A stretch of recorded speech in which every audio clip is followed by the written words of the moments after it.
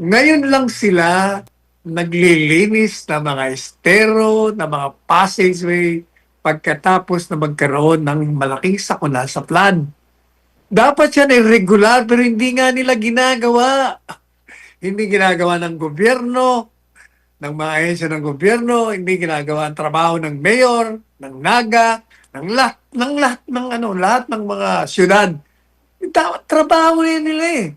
Pero tingnan mo, ngayon no, kikita mo yung stereo niya, Yes. matagal, biro mo, look at that.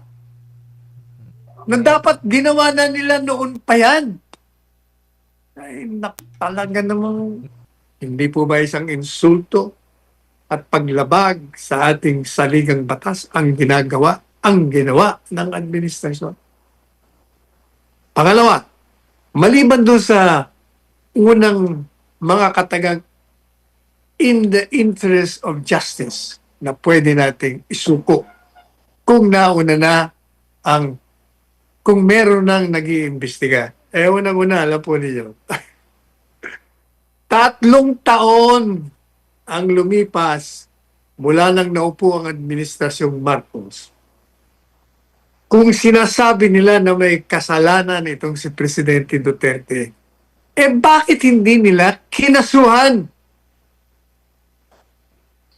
Wala na siyang kapangyarihan. Noon, meron siyang immunity dahil Presidente. Bumaba na nga eh. Bakit hindi kinasuhan? Ang sagot nila ay walang ebidensya eh. Wala palang ebidensya bakit nyo isinuko sa International Criminal Court?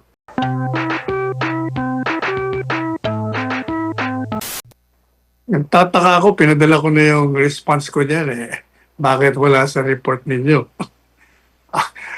Nag-tape pa naman ako ng response kahapon. Kahit na busy ako. Anong nangyari?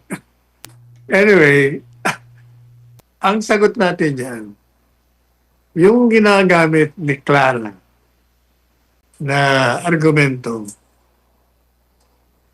na Republic Act 9851 daw ang nag-authorize. Maling-mali ho yun. In fact, that law, yung Republic Act 9851, ang magpapasinungaling sa kanyang sinasabi. Kasi ang nakalagay po doon, in the interest of justice. Nakalagay, yun yung kagad kung ito ay patay sa interes ng katarungan. Kung ito ay makatarungan. Simula pa lang, yun na kagad eh. May condition na kagad. Ay pwedeng isuko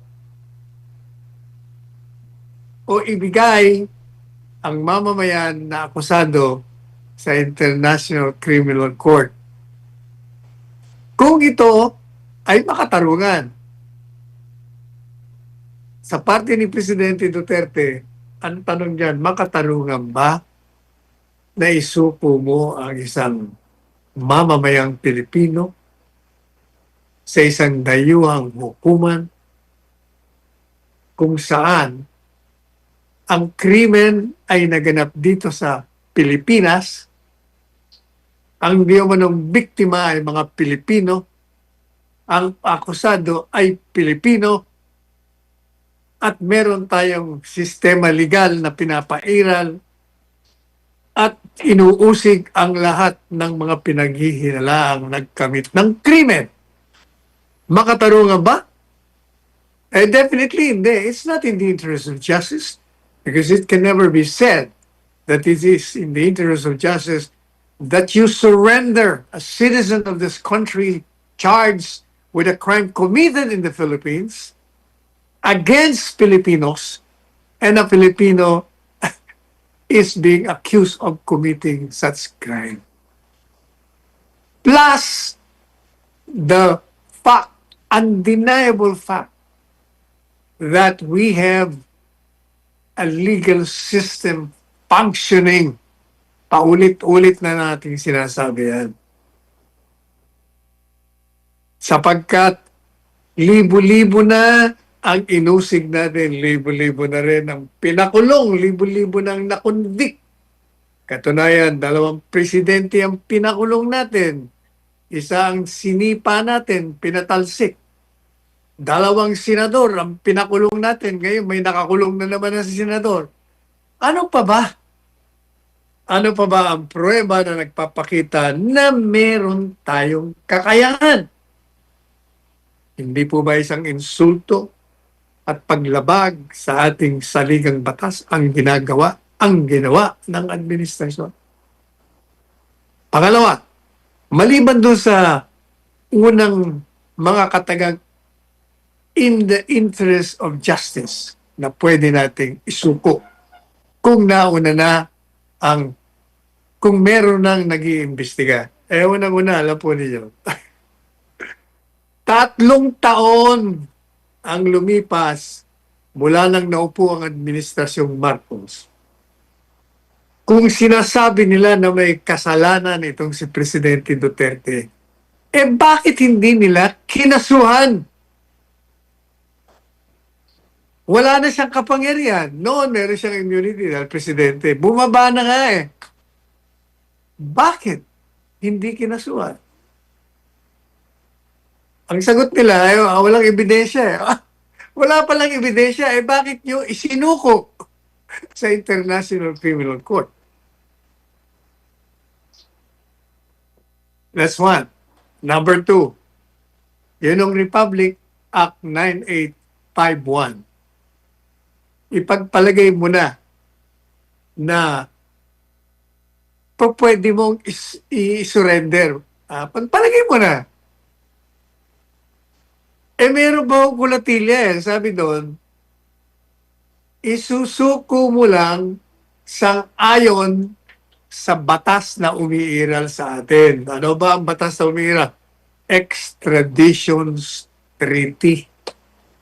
At sabi ko sa extradition treaty, bago mo i-extradite o isuko, tanggalin sa Pilipinas yung gusto nilang kunin, kailangan sumunod ka sa extradition treaty.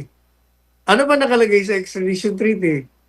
Ang sabi ko doon, bago mo gawin yan, kailangan litisin mo muna.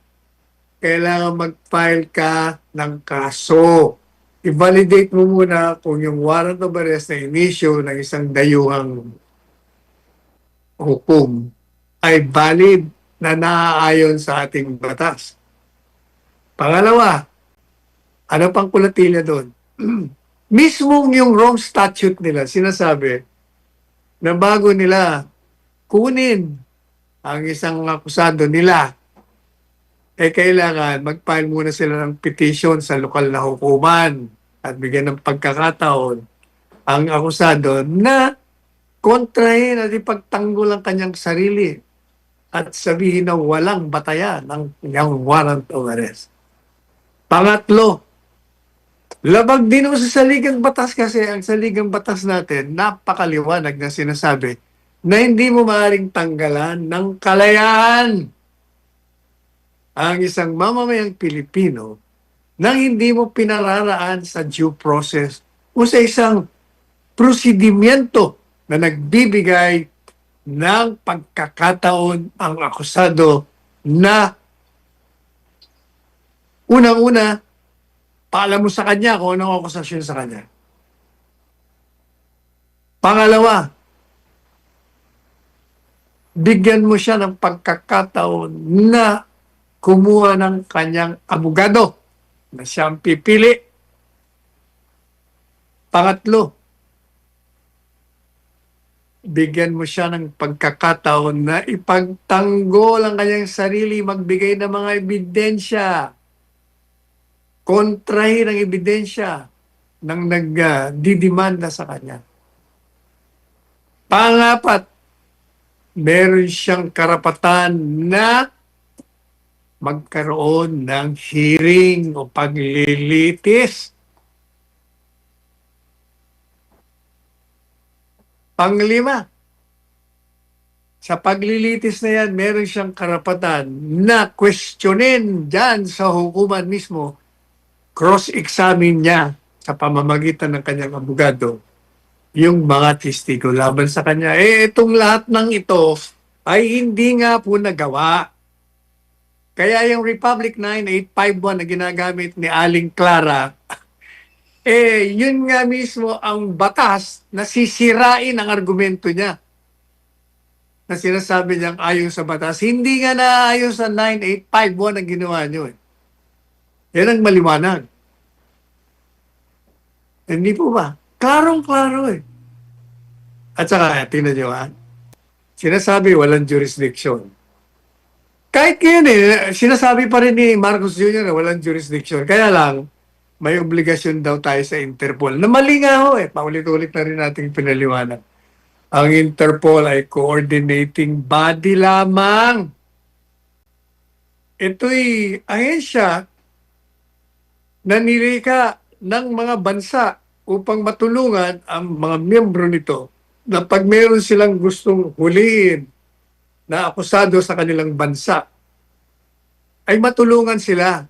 Ito yung agency, ito yung Interpol na makiki-coordinate dun sa bansa kung nasaan ang aarestuin. Makikiusap po sila, wala silang kapangyarihan o lakas. Makikiusap lang sila, pwede po ba natulungan niyo kami, arestuin ito? Yun ang Interpol. Walang kapangyarihan. Sino ba nakiusap sa Interpol? Ang ICC. Tanong, ang ICC ba may kapangyarihan mag-issue ng warrant? Wala. Kasi nga, mulat sa pool, wala silang jurisdiction simply because makakapasok lamang sila ayon sa kanilang Rome Statute, ayon sa batas na lumikha sa kanila. Kung ang papasukin mong bansa ay walang kakayahan na umusig ng mga kriminal at kung may kakayahan man, hindi ginagawa. Hindi po ba? Pwede sabihin, hindi nila inuusig Si Duterte. May kakayahan pero hindi nila inuusig. Bakit hindi inuusig? Kasi nga walang ebidensya, sabi nila, paano nila uusigin? Wala daw sila ebidensya. Kung walang ebidensya dito, paano magkakaroon ng ebidensya doon? Sige nga. Ang problema itong mga taong ito, akala siguro nila, mapapaikot tayo. Napakasimple lang ng issue. Walang jurisdiction. Sasabihin lang, hindi. Kasi ginawa yan nung miyembro pa kayo sa amin. At nung kumalas kayo, may residual obligation. Kahit pa ipagpalagay na. Hindi nga po pwede kasi nga, bago nga kayo makapasok, kailangan muna, mapatunayan nyo na walang kakayahan ang bansang yan. Meron nga kakayahan yun ang klarong-klaro Kaya kahit anumang pabalik-balik ta rin ang argumento, ang depensa, maliwanag pa sa sikat ng araw. At kasing linaw ng tubig sa ilog na nanggagaling sa spring na talagang wala at walang jurisdiction ang ICC. Kaya labag sa saligang batas ang ginawa ng administrasyon sa pag-aresto at sa pagsuko kay dating Presidente Duterte. Labag sa Rome Statute na lumikha ng ICC. Labag sa Extradition Treaty na umiiral sa ating bansa. At labag pa ito, hindi ba, tanda nyo, merong ipinalabas ang Korte Suprema na kailangan talagang dumaan ka sa local court in relation to the implementation ng isang batas. Ano pa bang gusto nyo? Ay, naku. Kaya lang, sinama niya na yung isang doon na wala namang bago kinukuha niya lang yung mga dati ng mga opinion ng programang ito at ng ibang tao tapos ipinapakita yung sarili. Naku, sus Mariosep. Kaya naman, mamili naman kayo ng mga binibigay niyo ng plataforma. Mga nagsisip-sip, mga tinanggal sa dating administrasyon. Walang karapatan, walang kredibilidad. Anyway, Ayan. anong pangalawang issue natin? Well, iba naman ang dahilan ng prosecution. Bakit gusto nila na humarap si Presidente Duterte.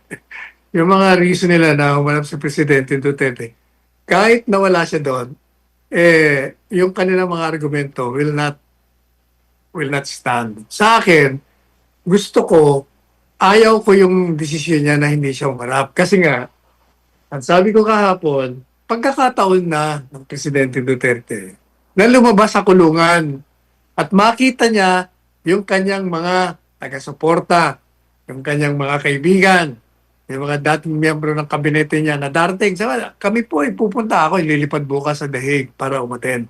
Pagkakataon na na makita niya kami, lalong-lalo na pagkakataon na makita namin siya dahil hindi nga natin nakikita Kaya gusto kong humarap siya para lumigaya naman siya na nakita niya yung kanyang mga taga-suporta nanonood. Saka siyempre, may mga Pilipinong manonood doon sa loob at doon sa labas. Kaya gusto ko siyang pumunta. Kahit na anong sabihin mo, mabibigyan ng magandang energy pag nakita niya yung kanyang mga supporters, friends, and former members of his cabinet. Ayan.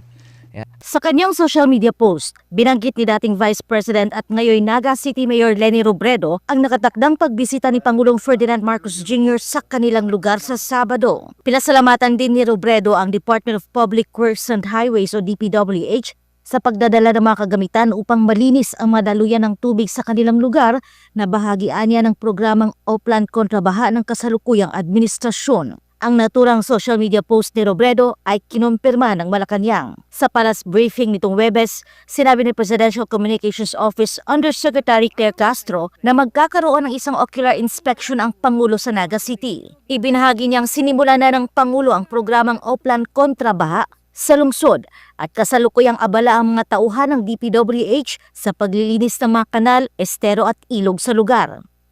Yan po ang bibisitahin ng ating Pangulo at totoo po na bibisita po siya at makakasama niya po ang Mayor Leni Robredo ng Naga City sa February 21. Sabado. Inilahad ng palasyo na pinalawak ng DPWH ang implementasyon ng Oplan Kontrabaha sa Bicol Region. Alinsunod daw sa direktiba ni Marcos Jr. na tutukan ang problema ng pagbaha sa iba't ibang panig ng bansa. Kabilang sa mga isinagawang hakbang ang paglilinis ng mga estero, kanal at ilog upang matanggal ang mga bara at matiyak ang maayos na daloy ng tubig. Isa sa mga prioridad sa Bicol ang paglilinis ng Sagop Creek sa Naga City na itinuturing na isa sa mga critical waterways sa lungsod at posibleng pagmula ng malawakang pagbaha kapag hindi naagapan. Bukod sa Bicol Region, patuloy ding ipinatutupad ang Oplan Kontrabaha sa iba pang lugar gaya ng Greater Metro Manila, Cebu City, Bacolod at iba pang lugar. Hindi naman yun It's not surprising, it's not startling. Presidente siya ng bansa, mayroong project doon. Mayor naman yung isa. Kahit saan naman lugar, pwede siya pumunta at i-oversee niya kung anong ginagawa doon. Pero alam mo, tinitingnan ko yung video ninyo. Nakikita nyo, ngayon lang sila naglilinis ng mga estero, ng mga passageway, pagkatapos na magkaroon ng malaking sakuna sa flood. Dapat yan ay regular pero hindi nga nila ginagawa. Hindi ginagawa ng gobyerno, ng mga ahensya ng gobyerno, hindi ginagawa ang trabaho ng mayor, ng naga, ng lahat ng mga syudad. Dapat trabaho yan nila Pero tingnan mo, ngayon kikita mo yung estero nga, matagal, biro mo, look at that. Na dapat ginawa na nila noon pa yan.